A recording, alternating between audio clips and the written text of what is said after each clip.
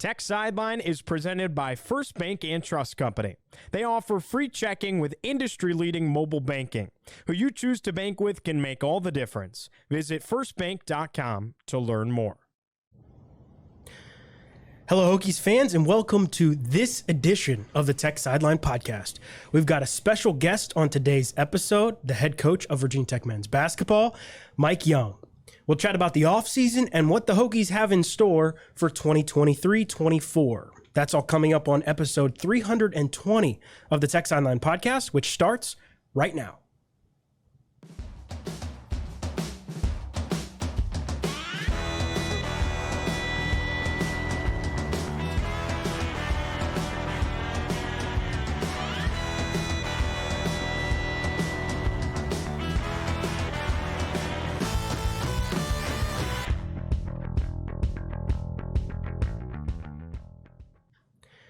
We record on Thursday, October 12th from Tech Sideline's high-tech studios in the Virginia Tech Corporate Research Center.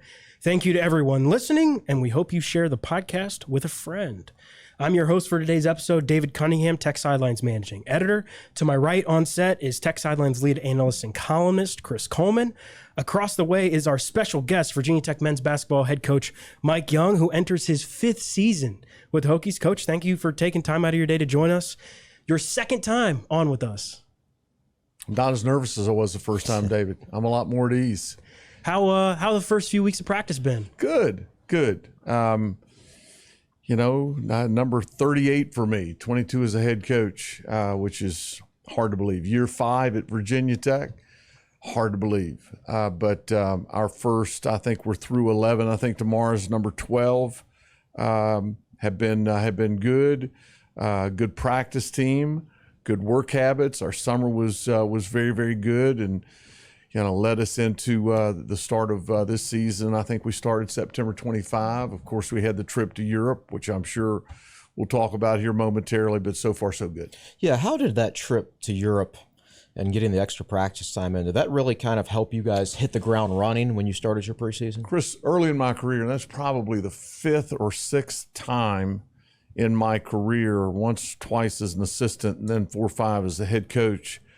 The 10 practices that the NCAA allows, those are gold, all right? But the way the rules are structured now, we can practice, throughout the summer. So it's not that big of an advantage. But we did treat those 10 practices, much like, we're in a regular season. We went, an hour and 45, 2:15, and that's really why I do it. Now, the educational component, the cultural experience, all of those things are quite significant. And in this day and age, when you're adding a couple, 3 freshmen, 2 or 3 transfers, for us this year, Mekhi Long, Robbie Barron, Tyler Nickel, to see those kids interact and have that time away from Southwest Virginia and their home is quite meaningful. You said that this is the deepest team you've had here at Virginia Tech.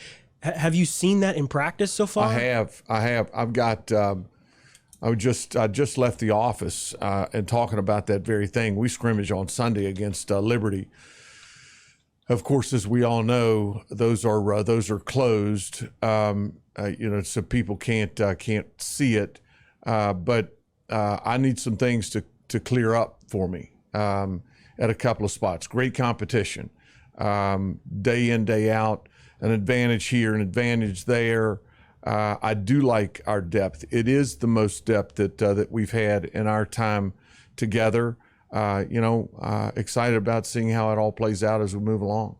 Was that a concerted effort to get a little more deep after the injury problems last year?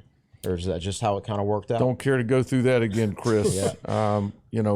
We won a cluster of games there, as you recall, with 3 healthy backcourt players, 1 point guard, Cature's on the shelf. That was uncomfortable. I thought we were in great shape, but those things, that's a part of it. And we're healthy. We're in much better shape in that regard.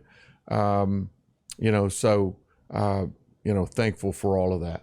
in your years of coaching, is this kind of how deep you would like your teams to be? Like, is this kind of typically how deep they are, or a little deeper? I think, David, maybe a little bit deeper.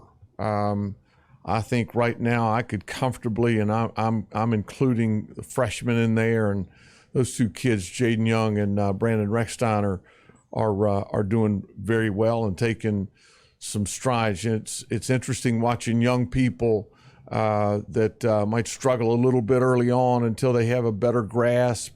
But these kids are fast learners. They're in the gym. They want to get better. They're conscientious. They have a huge care factor. So I'm including those two kids in. I can play a number of guys. And I've got some flexibility. I think I can, move Robbie Barron to the 5 with Makai Long at the 4. I think I can move Tyler Nickel to the 4 as a natural small forward. It reminds me of my team in 2010. Our first game, we went to Pittsburgh, should have won the game. And I had a kid, and I've shared this story with our team. I had a kid, Jamar Diggs, who transferred to us from a D2, Wayne State, Nebraska. He played 7 minutes in that game. 3 weeks later, we beat South Carolina at home. Jamar Diggs played 34 minutes, and from that point on, I didn't think I could take him off the floor. I think you're going to see something. I think we're going to witness something like that. Somebody against Coppin State, South Carolina, Campbell, Wofford that plays this, and then toward the end of the year, he's on the floor all the time. That remains to be seen. But I think this team and the pieces that make up this team have those same types of capabilities. That type of versatility, the positional versatility, can help you on a game-by-game basis, yes, depending on matchup. Yes, that's it. We spend an inordinate amount of time on that scout with that very thing, Chris. Who can guard who and who can't guard who? There would be a game or two last year when I didn't think Malijah Poteet could guard him, but we had some flexibility with Mutz. Mutz allowed us great flexibility. I've got that same flexibility with this team. Now, questions that have to be answered. Are we going to rebound well enough with that lineup? Are we going to do this well enough with that lineup? Again, those things remain to be seen. Do you feel like this is just kind of the way basketball as a whole is trending in terms of guys being able to play multiple positions? I feel like in the past, it was always kind of this guy's a 1 and that guy's a 2 and that guy's a 4. Now it seems like it's kind of who you can guard. And so many people are playing smaller in the front court with a 4-man that's really a 3. That's not across the board, but movers, guys that can move, and the same thing at the 5. So those guys that can guard multiple. You are who you can guard, and if you can guard multiple positions, good for you, and even better for the Hokies. And I think we've got that in abundance. I really do. Got more length this year across the board. Does that change the way you play? No, not. It just allows you to get to critical spots on the floor defensively, as well as offensively. It's a pretty good moving team, getting better every day. But I do think our increase in length will aid us greatly, in a number of areas. When you think back to last season, what stands out to you in your mind? I thought I had another NCAA tournament team. I cherished my time with Justin Mutz, who did so many great things for us and helped us get to 2 NCAA tournaments. I thought we had another NCAA tournament team. We'll never make excuses. We didn't get there. Basili was really good and a great person to coach. I had a great time with that team, but certainly felt like we left some things on the table. Tell us about Hunter Couture installing plays. Is he your offensive coordinator now? Yeah, well, that's kind of the latitude. That's kind of the freedom that he's earned. He wants to coach. He comes by the office a lot, all the time. And he drew something up. It was a wrinkle out of something that we've run since he got here. And, it's a real sophisticated operation, fellas. I said, you know what, I really like it. You're going to put it in today. And he did. He will go on, Chris, and he'll play for a period of time. How long, I don't know the answer to that. He wants to become a coach, and he'd be a really good coach. He's been around your program for so long. You guys have a great relationship. As a guy gets to year 5, is there anything different about him? I guess he matures, but it's kind of like what you're going to get from him at this point, right? Very consistent. Yeah, and David, I think I've known what I was going to get out of him for quite some time now.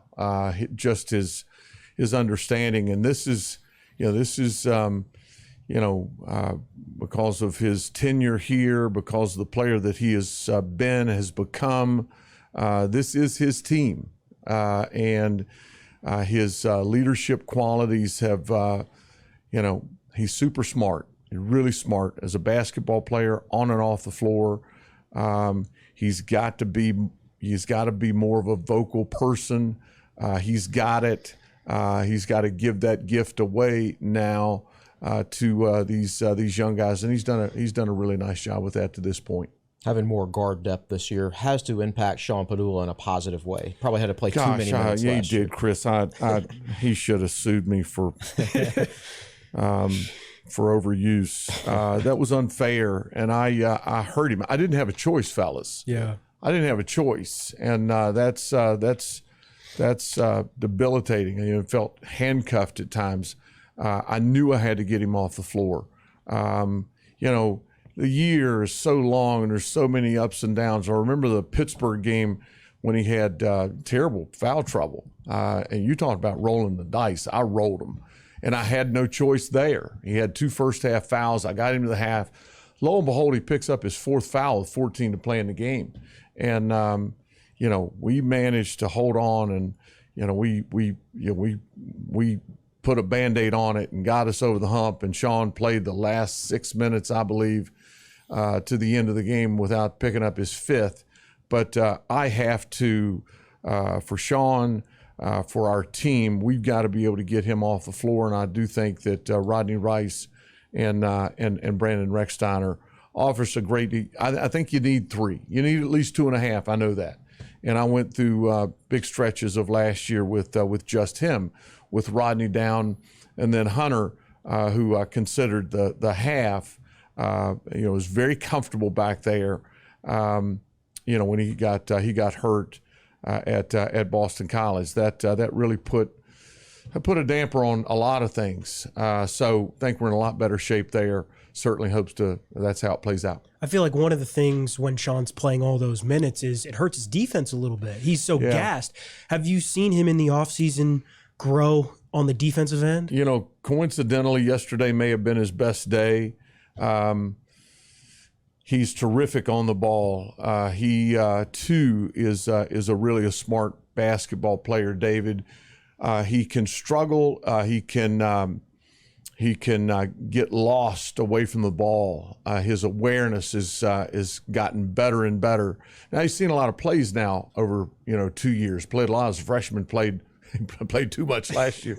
So to see that addition, that emergence, that improvement in his game has been great for us. I've got to be able to put him on that point guard and know that's taken care of.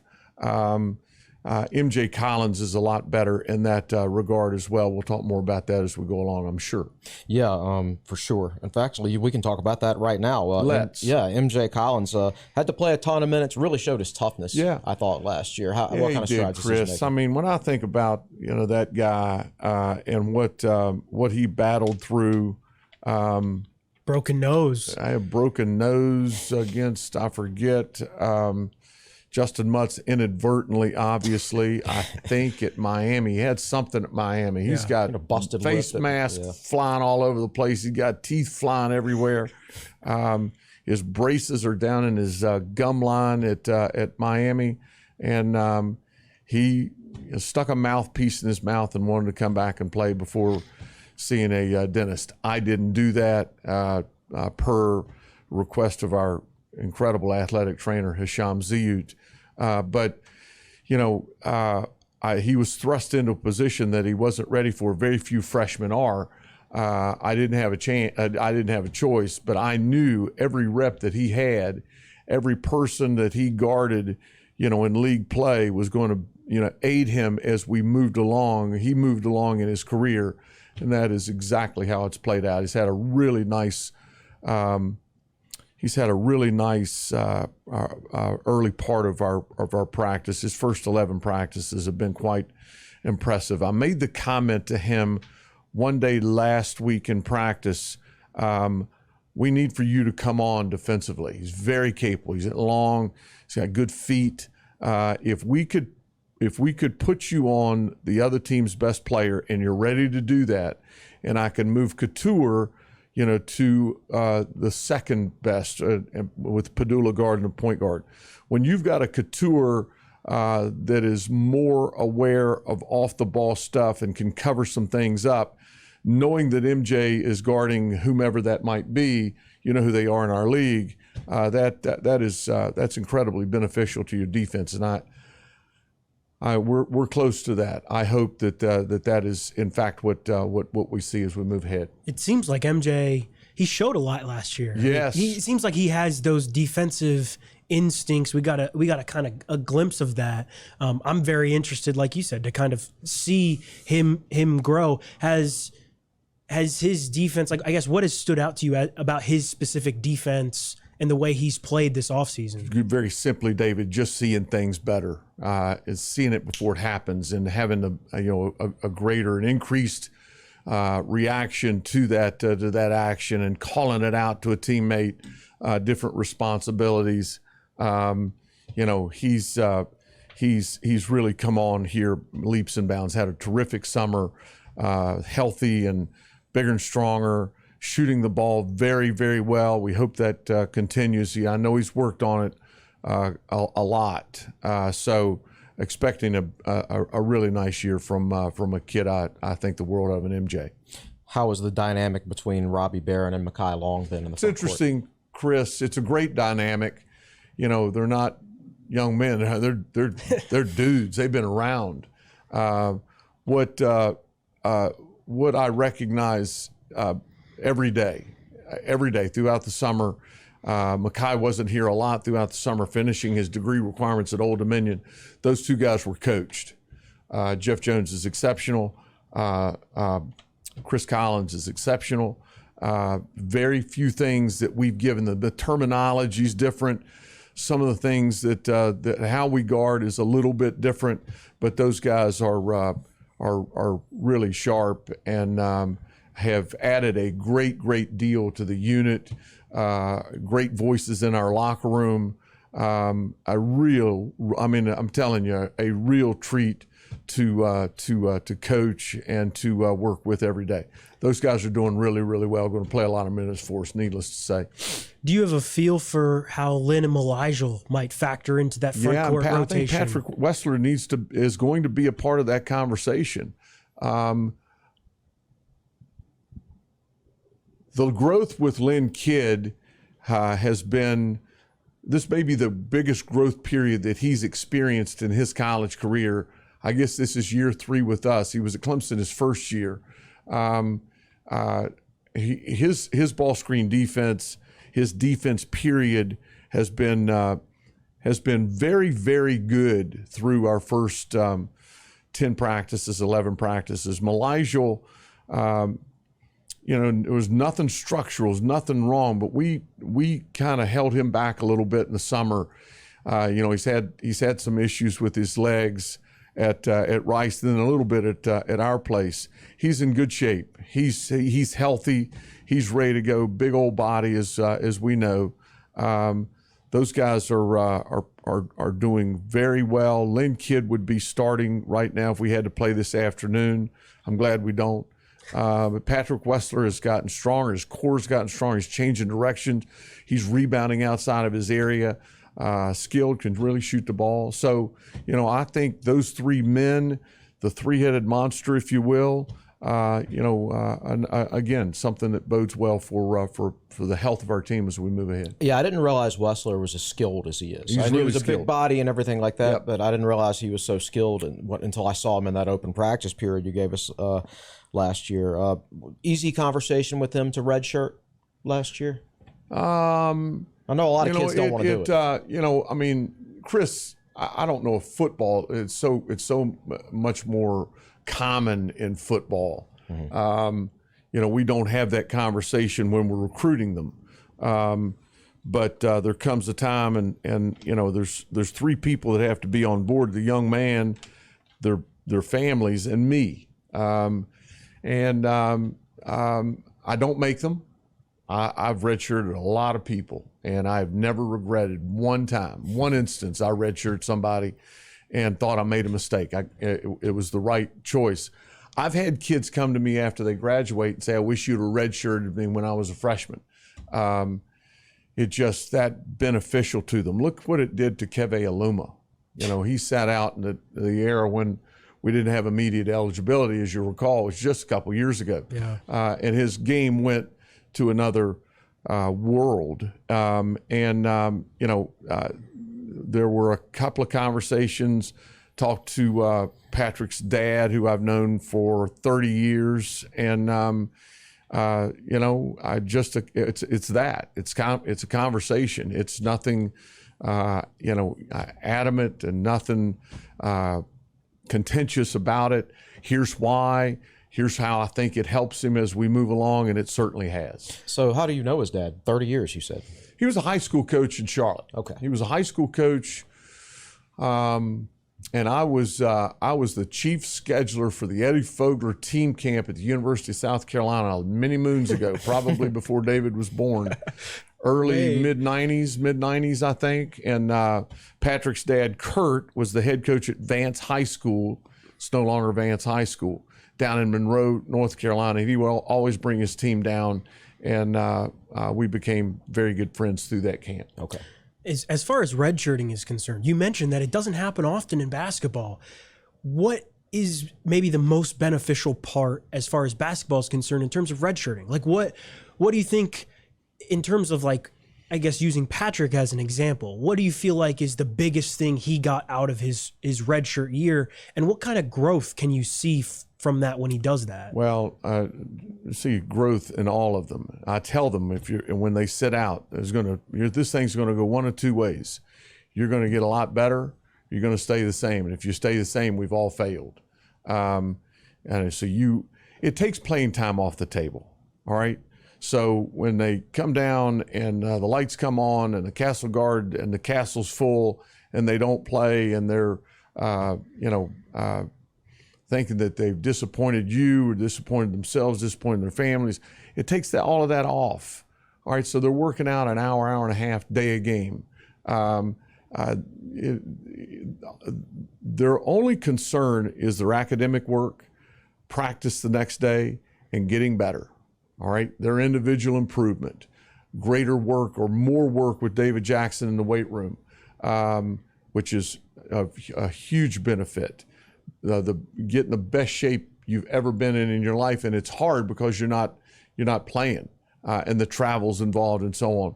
But they continue to travel with us, so to give them a 12-month laboratory, if you will, for lack of a better expression, where it just get better. Just work on your game, help make our team better in practice. You're going to be on the scout team. You're running the other team's stuff. And again, I've had such great success with that in my 22 years as a head coach, and I'm not going to stop it. Let's talk a little bit about Rodney Rice. Let's do it. Showed some flashes towards the end of last year, despite not having a preseason or very much practice throughout the course of the season. Now a fully healthy Rodney Rice, an entire offseason. What does he bring to the table for you? Brings a lot. He's big. He's a big guard. Rodney Rice is a really good ball handler. He's an exceptional passer, and he can make all the passes because of his length. at 6'3", 6'4", dribbling out of his right hand, throwing back to his left to that corner when the defense is shifted over. He's gotten bigger and stronger. He was in the best shape of his life this summer. He had a little bit of a setback, nothing major. He was a little sick, but Rodney Rice is doing well. We look forward to seeing more of him this coming year. One of the guys you brought in is Tyler Nickel. Yeah, he's kind of one of those guys, like you said, could play a little 3, could play a little 4. Where do you see him fitting in, and is he as good of a shooter as everybody says he is? Yeah, he is. He can really score the ball. He's got a nifty mid-range game, David. He's big. He's got a big, good-looking young man, 6'6", 6'7", I think. When he curls and gets into the elbow area, and he's got a little step back out there. He's got a very unique game. Of course, he scored a gazillion points in high school, but he's got a nifty little step back in the mid post area, and is making that with regularity. And I've said before, you've read it somewhere, I'm sure. I mean, every time the kid shoots the ball, I think it's going in the basket. Great worker. You're talking about somebody, it's important to him. He wants to be a great player. He wants to help, our team win. And I'm certain that he's going to have that opportunity. He's good. When you talk about positions people can play, a lot of coaches, including you, say you are who you can guard. Who can he guard? Is he a 3 or a 4? Well, he's going to have to guard a 3. He's going to have to. Now, he's big enough and he's strong enough and savvy enough to guard 4s. What we're seeing is, guards ball screening for guards, and what they're trying to manipulate is that matchup. So now you've got a bigger person on a point guard or a 2. He's got to be able to guard. His last week has been, there's been a real uptick, a real concerted effort to fight is not the right expression. He's going to fight any situation he's in. He's making vast improvements. Let's put it that way. He's doing well, doing very well. John Camden's a guy you brought in. He didn't really get a freshman year at Memphis. He got injured. Yeah. Red shirts, comes in, plays a little bit for you, kind of like MJ, thrown to the fire a little bit. How have you kind of seen him grow this offseason? John has added to his game, shooting the ball at a high clip. Just watched quite a bit of film from yesterday's practice, and just a better feel, just a better understanding of what we're looking for defensively, doing a better job of keeping the ball in front of him, rebounding very well for a small forward. He is certainly in that mix. I mean, he's put himself in position to play, a lot for our team. Tell us about Jaden Young and Brandon Rechsteiner. The two rooks are doing great. They're doing great. Again, I talk about, their backgrounds and where people have come from. Jaden Young played for Freddie Johnson, a dear friend of mine at Greensboro Day, who's won over 1,000 games at the high school level. So you know what you get when you get a player from that program. He's seen a lot. He's been exposed to a lot of, they play in a great league down there. Rechsteiner had another great year last year in high school. Cerebral, great passer, dribbling it a little too much right now. He's getting better in that area. They both can make shots. There's a learning curve with any freshman. We all know it. I don't care what you're playing. I don't care if it's Pete's softball team or Coach Pry's football team. There takes a little time to get comfortable with everything. It's a matter of seeing a number of plays, and they've got great attitudes. They're working really hard, and we have high hopes for both.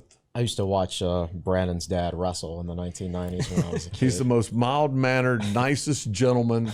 I went down to see Brandon. We had maybe during exams last year, I went down and saw Brandon play. And I saw him. He didn't think I saw him. He's trying to go out through the concession stand and come around behind me. lot of people, back and forth trying to get to your seat. And this guy, Scott Steiner, the Steiner brothers, who my brother, who is a huge wrestling fan, went nuts when he heard we were recruiting one of the Steiner brothers' sons. And he puts me in some wrestling move. I'm still trying to catch my breath. I'm not messing with that man. I can tell you that. But a delightful man. His mom, Krista, are fine people, and happy that he's a Hokie. A lot of your press conference last week, emphasis on defense. Yeah, coming into this offseason. Better be, Dave. We were putrid last year. We weren't very good, and that bothers me to no end. And I don't know that I don't have it timed out where we spent 39 minutes and 30 seconds on the defensive end, and we're spending a lot of time. But the offensive end requires a lot of time as well. And I think I said last week, the offensive end has always, because of the ball, when there's a ball and you've got 5 people and the timing, the execution and all that is of critical importance. But we were in 130 or something like that, which is simply not good enough at Virginia Tech in the Atlantic Coast Conference. We didn't defend the arc very well. Our teams typically always guard the arc well. So we are looking at it. We're looking at it every day. I've probably watched more practice film than I've ever watched in my life. I have not watched a great deal in my career. I just watched the practice. I don't have to see it again. But we're going back most every day, and we're showing them more film than we have in the past. All defense are by and large, defensive clips from yesterday's practice, and I think that visual,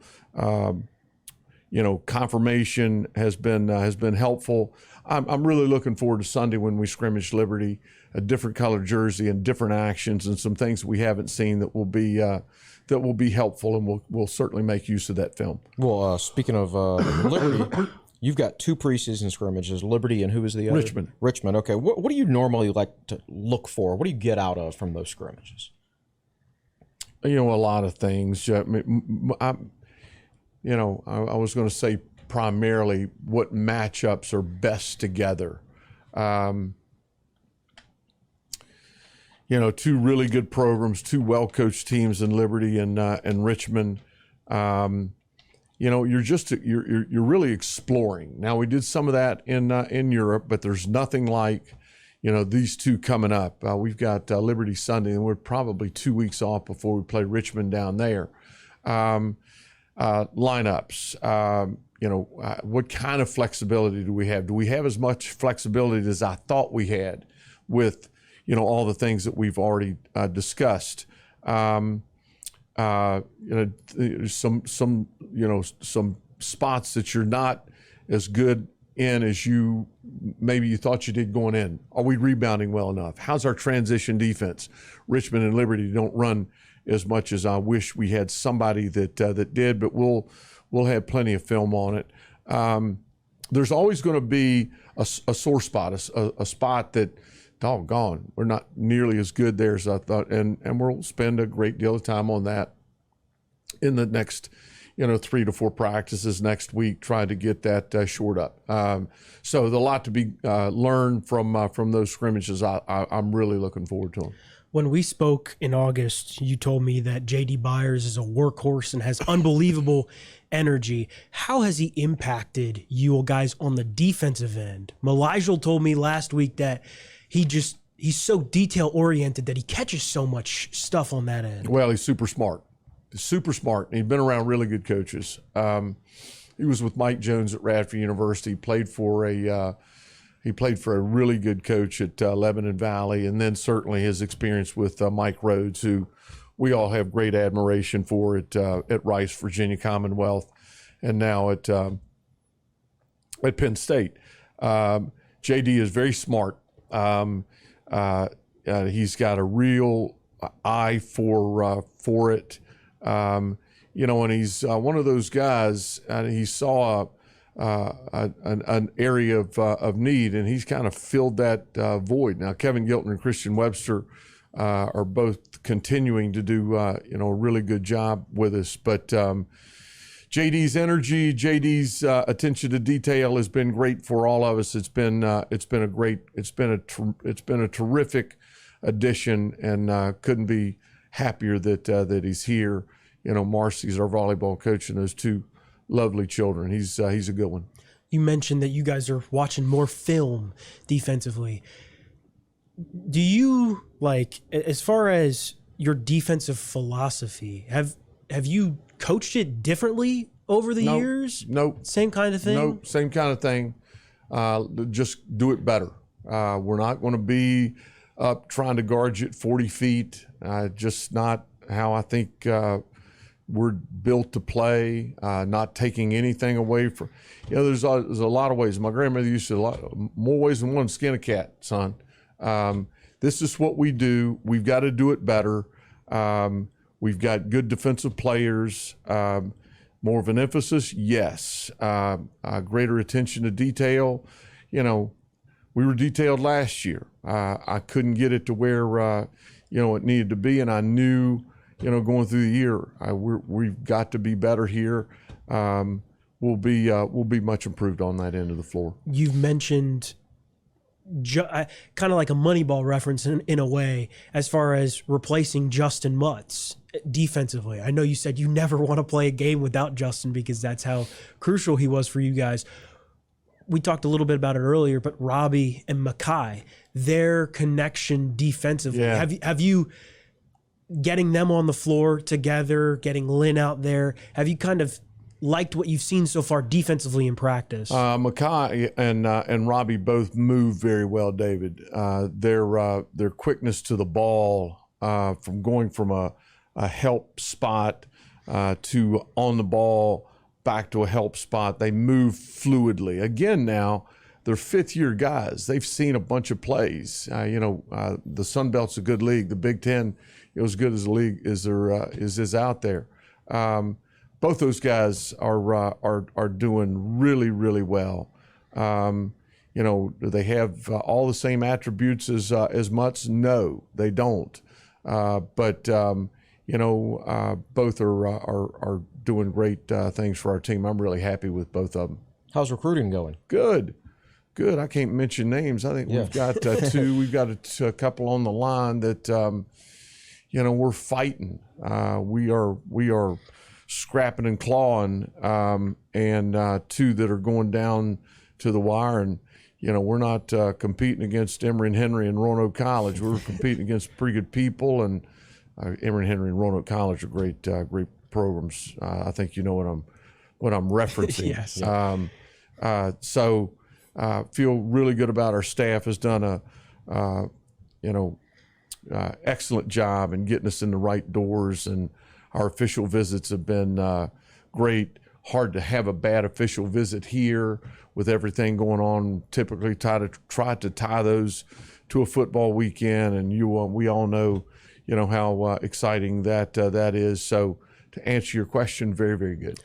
As far as bringing recruits to a football game, what is the feedback you usually get from them? Because obviously Enter Sandman's a little bit different in Lane than it is in Castle, but the atmosphere, the event, so many people in town for this game. I feel like it's such a great atmosphere that it only can be a positive.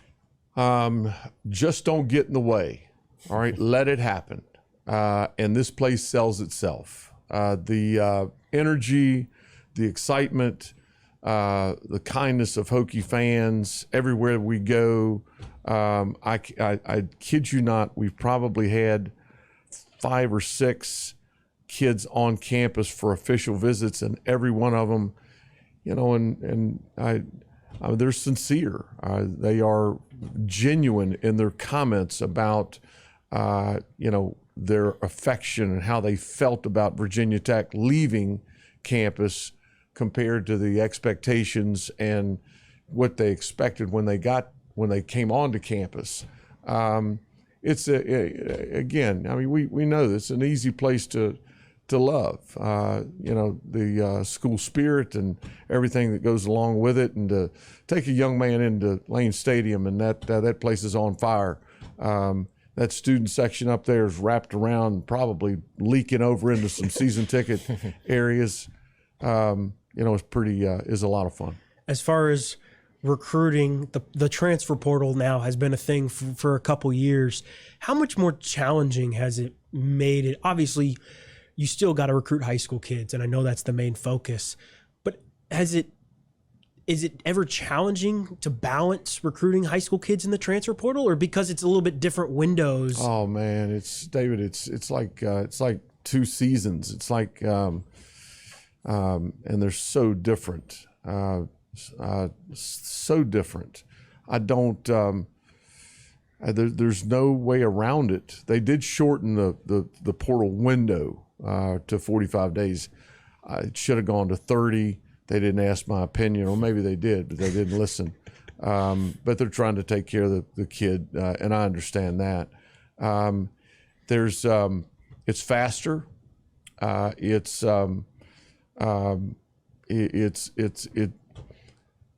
There's some things that we're still adjusting to. Now we've got 2 cycles of it. I guess we've had 2 cycles of it. I continue to say we've gotten more from the portal than we put into the portal. And I hope that stays consistent as we go along. When I think of the people we brought here, Mutz, Aluma, those weren't rads, those were true transfers, as is Tyler Nickel. We've had some kids really help us and fill a significant void, as Mackay and Robbie will this coming year. You guys have an open practice on Saturday. In Castle. We advertise it. That came down from the top. When the boss asks you to do something, by gosh, you do it. It'll be great. Big football game. Can't wait to see the Hokies take on the Demon Deacons. We need that win. We're going at 11 to 1, 11 to 1:30. May go a little less than 2:15 on Saturday because of Sunday scrimmage. But, to see Hokie fans come in at their leisure and watch a little practice will be good for us. We look forward to it. 25 days until the season opener. Thanks, David. Thanks. My stomach just hit my toes here. How important are these next few weeks? I know you guys obviously take some time to go down to Charlotte for ACC Media Day, and you talk to more folks like us who ask you a lot of questions. But what do you try to learn about your team over these next couple of weeks before you kind of hit the ground running? Well, I mean, it's a huge deal. I mean, you're implementing a lot of things. We've probably been slower. I know we've been slower offensively with the implementation of stuff. That consistent effort. Our teams always have played with consistent effort, but every day, win every day. Let's get better tomorrow. Tomorrow's the most important day we've got. It's the next practice, and I said earlier that this has been a very good practice team. It has been great effort. Now there's a lot of competition too, and that is healthy. Take care of every day, head into Coppin State where, we've got some question marks and we've still got some things to get ironed out. But once you get there, you're on. And then it's preparation, and you come back and dust yourself off, and you got South Carolina on Friday, and, you get on that hamster wheel, and it'll spit you out hopefully in late March, early April.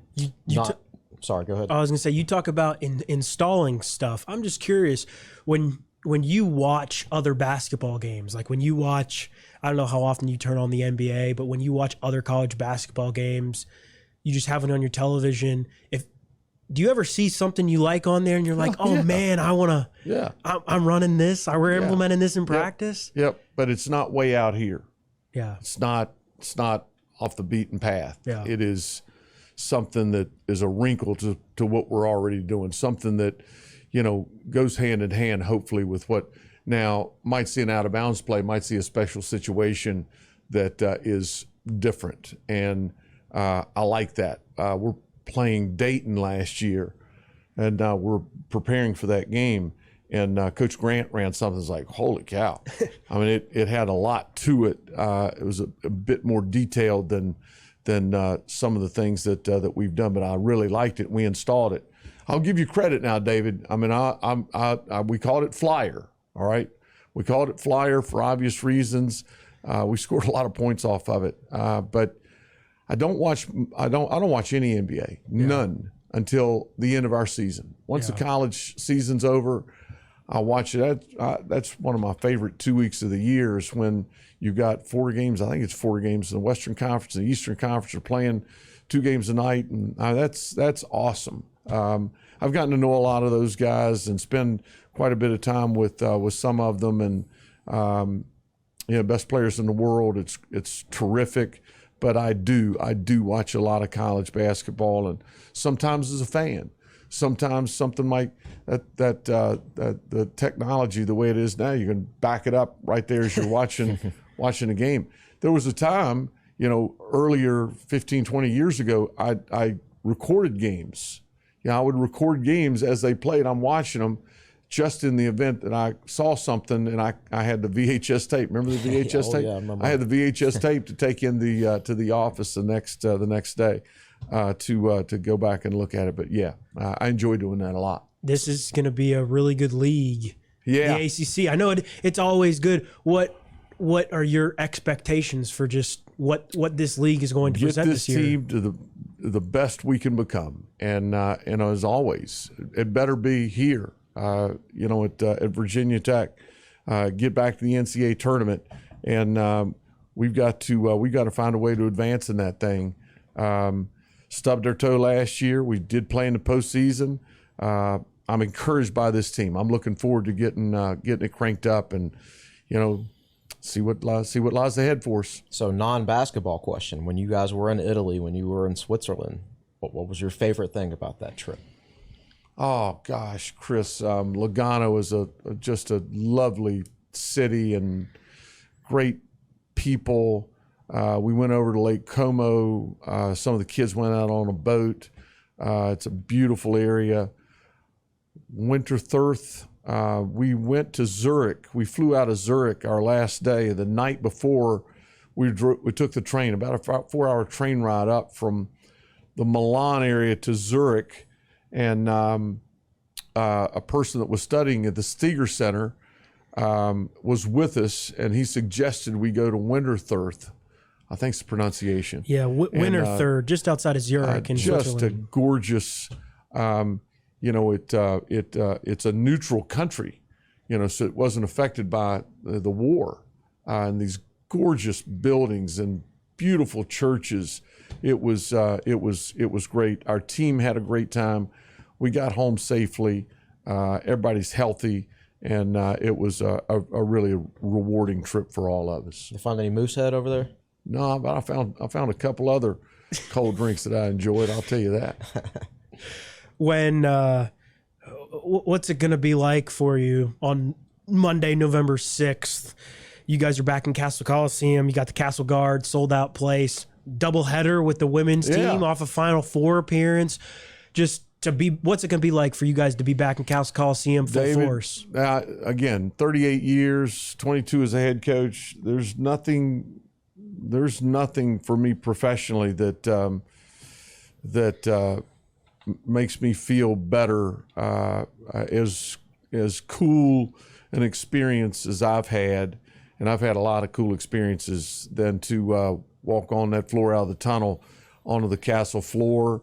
An opportunity for our fan base to celebrate the incredible accomplishments of our women's team. I think they play at 5 and we play at 8. Yeah. That'll be a great night for Hokie basketball. It'll be a great night for this community. The Castle Guard, who means a great deal to both programs, be here before we know it. Look forward to it. Awesome. You got anything I'm else? good. I think that's awesome. everything. Well, Mike, appreciate it. We ran about 50 minutes, so less than an hour. Thank you for coming on as always. Felt like I was being interviewed by Scott Pelley in 60 Minutes. It was brutal. You guys are awesome. Yeah. You guys are awesome. Thanks a lot for what you do for Virginia Tech and our athletic teams. Yeah, thanks for coming on. 25 days until basketball season. I know Mike shakes every time I say that, but But Mike, thank you for coming on. For Chris Coleman, for David Cunningham, for Virginia Tech men's basketball head coach Mike Young, I'm David Cunningham. The Hokies, November 6th, Coppin State, 8 p.m. It'll be a heck of a time. Should be a packed house for both men's and women's. So I'm very excited. We'll have plenty of more basketball coverage. Mike and a couple guys will be down in Charlotte in a couple weeks for the ACC tip-off. I will be down there. We'll have plenty of coverage. So stay tuned for more Virginia Tech basketball coverage. For anybody who watched and listened, thank you very much. And we'll be back next Monday to recap the Virginia Tech football game versus Wake Forest. Until then, have a great rest of your weekend and go Hokies.